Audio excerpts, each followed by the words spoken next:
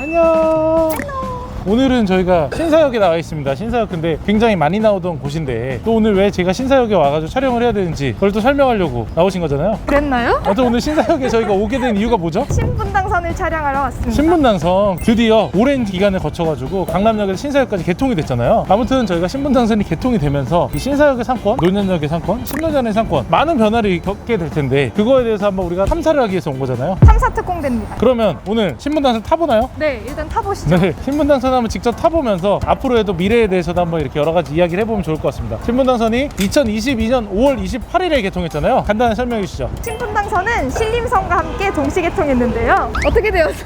나한테 왜 그래 갑자기? 신분당선이 개통이 되면서 강남역의 상권이 과연 신사역으로 어느 정도 이동할 거냐 이거에 대해서도 이슈가 될 수 있고 그게 노년역이나 신노년역은 오히려 외부 상권을 흡수하는 상권이 될 거냐 아니면 빠져나가는 상권이 될 거냐 이거에 대해서도 한번 저희가 굉장히 좀 여러 가지 이야기를 했었는데 그거에 대해서 한번 또 예측도 하는 시간도 가지면서 또 앞으로 신분당선을 통해서 어떻게 바뀔지 그다음 다음번에는 신림선 현장에 가서 신림선의 개통에 의해 가지고 또 어떤 변화를 겪게 될지 그거에 대해서도 이야기를 해볼 시간을 가질 예정입니다. 제가 이거 사실 비슷한 사례가 하나 있어요. 9호선이 개통하기 전에 이 강남 부동산 환경과 9호선이 개통하고 나서의 환경에 대해서 제가 많이 알고 있거든요. 예전에 제가 아는 분이 9호선 개통하기 전에 건물을 사서 건물을 지어서 9호선이 개통하고 나서 재매각을 해서 엄청난 수익을 받거든요. 그런데 과연 이 신분당선도 그런 9호선 같은 드라마틱한 변화를 줄 수 있을지 그게 상당히 사실 기대가 되고 귀추가 주목됩니다. 원래 신사역 같은 경우는 이 8번 출구가 메인 출구 중에 하나예요. 가로수길로 들어가는. 이제 여기서 7번 출구로 한번 들어가는 걸로. 왜 7번 출구인가요? 행운의 세븐이잖아요. 8번하고 7번하고 이동량 다른가요? 확실히 8번이 많죠. 뭔가 내가 투자를 하거나 장사를 하는 분들 같은 경우에 지하철 출구가 어떤 출구가 메인인지를 파악을 잘해야 돼요. 지금 보시면 7번 출구는 한 명도 없죠. 방금 8번 출구는 계속 오가는 사람들이 많잖아요. 그래서 7번 출구 앞에는 전체적으로 좀 상권이 좋다라고 말하기는 어렵고 8번 출구 훨씬 좋다라고 말할 수 있으니까 그런 걸 좀 감안해서 어디 출구가 메인인지 이런 것도 같이 분석해보면 좋을 것 같습니다.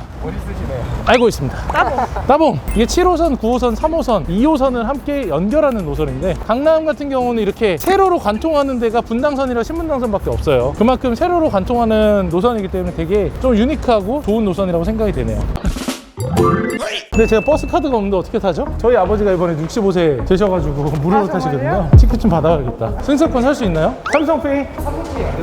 삼성페이 안 되면 어떻게 사? 여기 다 신분당선 오른쪽이네요. 광교까지 가는 거잖아요. 광교. 한번 찍어볼까요? 한번? 혹시나 내 핸드폰에 NFC가 있는지 모르니까. 짝짝 찍으시면 어떡해요? 신분당선이라서 500원에 추가 요금이 붙네요. 카드가 돼? 아, 이거 현금밖에 안 됐나 봐요. 저희 현금 뽑아서 차차 살려고 노력 많이 하네요. 왜 안 차려? 나와? 아, 카드 뽑으라고?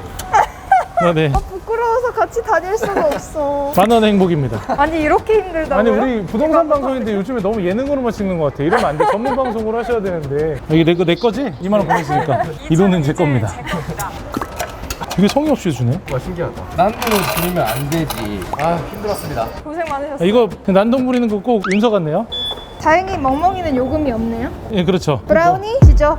너무 예능으로 가는 것 같은데. 광교까지 이어지는 이 신분당선이 경기도 상권들을 오히려 조금 뺏고 있다라고 얘기들을 많이 해요. 왜냐면 경기도에서 이제 광교나 동탄이나 이런 지역에서 이 신사역까지 오는데 40분이면 온다고 하더라고요. 아무튼 굉장히 빠른 기간 안에 신사 강남으로 올 수 있다 보니까 굳이 이제 그쪽 동네의 상권을 이용하느니 차라리 이쪽으로 많이 넘어오겠다. 그래가지고 오히려 그쪽 지역 같은 경우는 거주지로는 되게 더 매력적이고 좋은 동네가 되겠지만 상권으로는 좀 뺏길 수 있다. 그거는 이제 빨대 효과라고 하는데 그런 게 이제 신사역까지 개통이 되면서 조금 더 가속화되지 않을까라는 생각이 듭니다. 상권 시장하고 주택 시장하고 변화가 다르게 일어나죠. 이제 이쪽으로 출퇴근하기 좋으니까 그런 것 때문에 거주하기는 좋은데 음식 같은 경우도 예를 들어가지고 포항 사람이잖아요. 포항 근처에 예를 들어서 30분 거리에 부산이 붙어있다라고 생각하면 그럼 포항에서 놀겠어요? 부산에서 놀겠어요? 부산이요. 그렇죠. 부산에서 놀겠죠. 우리가 잘못 온 것 같은데? 대표님, 저희 반대로 타야 됩니다. 아, 이쪽으로 가시죠. 확실히 서울 지하철 타기 어려워요. 이렇게 지하철 안 타본 티를 냅니다. 저 지하철 잘 탑니다. 지하철의 형제인데. 오. 유명 앞이잖아. 파카열차 출발합니다. 기관사가 없어요. 기관사가 없네? 뭐 어떻게 자동으로 되나요? 신분당선 보니까 요즘 확실히 새 기차라서 그런지 느낌이 다르네요. 시트가 너무 깔끔해. 시트 옛날 철제 시트로 바뀌었잖아요. 대구 지하철 참사 때문에. 어디야? 내리는 곳이. 여기 빛 나오잖아요, 빛. 빈도 나오네. 제가 지하철을 자주 타기 때문에 사실 지하철을 잘 알거든요. 근데 이거 보증금도 반납해야 되잖아. 반납금 받아야 되니까. 어디에 넣는지 아세요? 아까 표산대에다 넣으면 되는 거 아니야? 아니 누구 갖다 주는 건가? 모르는 척 하는 거잖아. 보증금 반납기 기계 있잖아요. 여기 이제 아니야 여기 아니야. 맞아요. 아 여기에요? 그럼 돈 나와요? 500원 나와요. 되게 기분 나쁘게 됐거든요.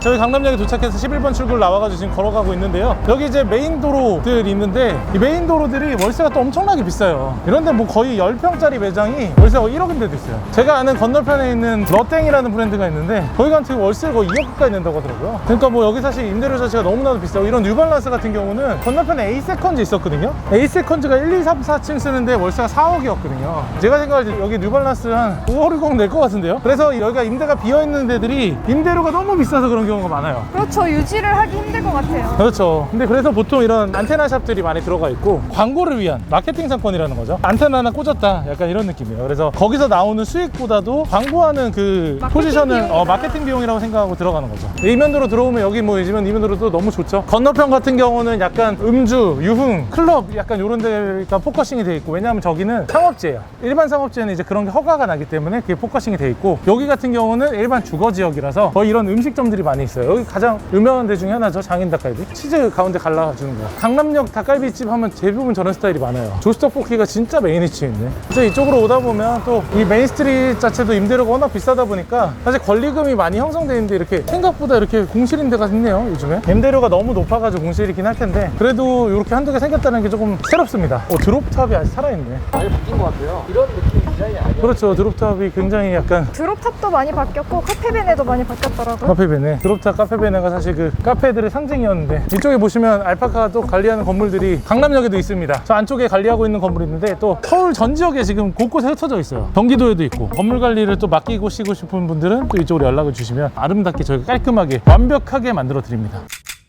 사실 저희가 저 위에 올라가서 밥을 먹으려고 했잖아요. 근데 막상 저 오르막길을 보니까 어때요? 아찔했어요. 아찔하죠. 그러다 보니까 강남역이 메인 상권과 이면 상권에 조금 가격 차이가 있긴 해요. 그런데 또 상권이 워낙 파워풀하니까 이 메인 상권들이 막상 지나가 보니까 또 먹을 때는 특별히 없죠. 그러니까 또 다시 이면으로 가는 거야. 그래서 이면까지 상권이 점점 커지니까 강남역이 좋은 상권이 된 거죠. 아니 여기 지나가다가 보니까 되게 오랜만에 제가 보는 밥집이 있는데 오모야라고 해요. 뭐야? 근데 저희가 신기했던 게 제가 분명히 10년 정도 전에 저 오모야가 매물로 나왔었어요. 근데 저게 한 20억 정도에 월세가 한 1,000만 원 나왔었거든. 근데 아직까지 있다라는 거 보니까 와, 장사가 진짜 잘 되나 보네요. 꼭 가봐야 되겠습니다. 오모야. 뭐야? 아직 그래요? 11시 반에 오픈한다고 해서 옆에 보니까 연돈 불까치가 있어요. 요걸로 에피타이저 가볍게 먹고 넘어가는 걸로. 오모야 가기 전에 잠깐 우리가 들렸죠? 연돈 불까치랑 네모김밥 전문 만스김밥. 볼이 지금 빨갛습니다. 돌방가 사춘이네요. 한번 먹어보겠습니다.